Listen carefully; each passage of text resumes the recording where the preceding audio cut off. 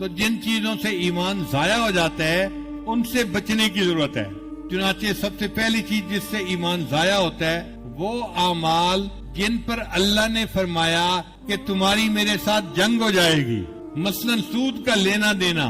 اللہ فرماتے ہیں فَأْذَنُوا بِحَرْبٍ مِّنَ اللَّهِ وَرَسُولِهِ، اللہ اور اس کے رسول کے ساتھ جنگ کے لیے تیار ہو جاؤ. اب ایسا گناہ کہ اللہ اور اس کے رسول کے ساتھ جنگ کے لیے تیار ہو جاؤ، تو جو بندہ ایسا گناہ کرتا رہے گا موت کے وقت ایمان سے محروم ہو جائے گا. سود کا لینا بھی حرام، سود کا دینا بھی حرام، سود کا لکھنا بھی حرام، اس میں تعاون کرنا بھی حرام، سب کام حرام ہے. اس لیے بچنا چاہیے اور اپنے ایمان کی حفاظت کرنی چاہیے. پھر دوسری بات کہ جن کاموں کے کرنے پر فرمایا کہ یہ کفر ہے، ان کو کرنے سے بھی موت کے وقت ایمان ضائع ہو جاتا ہے. جیسے سباب المسلم فسوق، حدیث پاک ہے، مسلمان کو گالی دینا فسق و فجور ہے. وقتالہ کفر، اور مسلمان کو قتل کرنا یہ کفر ہے، یعنی کفر کا عمل ہے. تو مسلمان کو قتل کرنے والا بندہ وہ گویا کفر والا عمل کر رہا ہوتا ہے. دنیا میں اس پر کافر کا فتویٰ نہیں دے سکتے کہ یہ کافر ہو گیا، مگر اس نے کام وہ کیا جو کافروں والا تھا. اسی طرح نبی علیہ السلام نے فرمایا من ترک الصلاۃ متعمدا فقد کفر، جس نے جان بوجھ کر نماز چھوڑ دی اس نے کفر کیا. ہمارے امام اعظم حنیفہ رحمۃ اللہ علیہ نے نرمی کی، انہوں نے کہا کہ اس نے کفر والا عمل کیا ہے. باقی ائمہ نے کہا نہیں وہ کافر ہو گیا.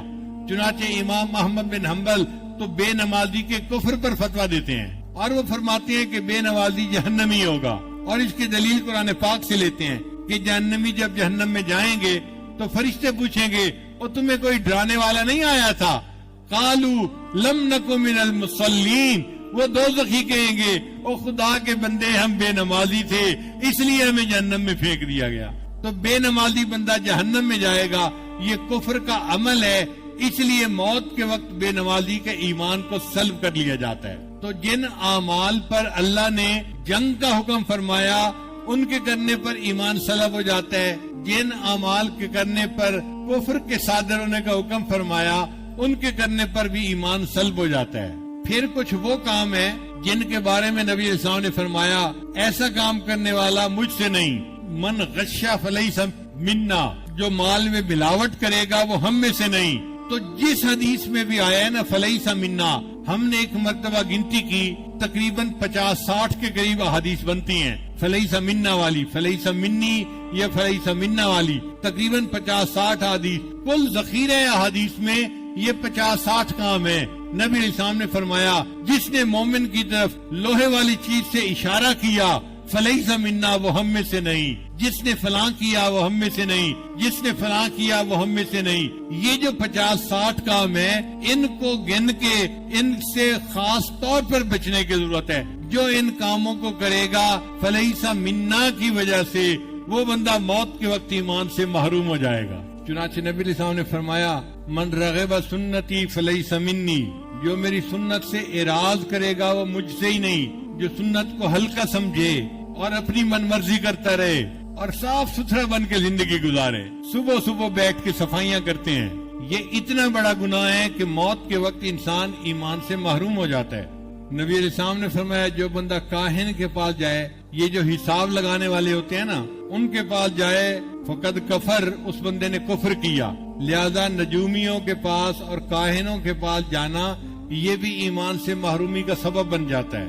اب ہمارا ایمان محفوظ کیسے رہے؟ اس کا ایک ہی حل ہے کہ ڈرتے رہیں اور اللہ سے دعا کرتے رہیں ربنا لا تزغ قلوبنا بعد اذ ہدیتنا وہب لنا من لدنک رحمہ انک انت الوہاب.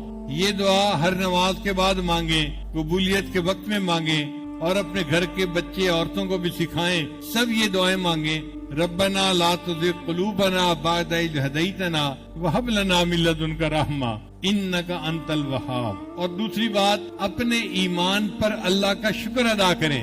لئن شکرتم لازیدنکم، اگر تم شکر ادا کرو گے اللہ فرماتے ہیں میں اپنی نعمت اور زیادہ عطا کروں گا. ایمان پر شکر ادا کریں گے اللہ ایمان اور بڑھا دیں گے ہمارا.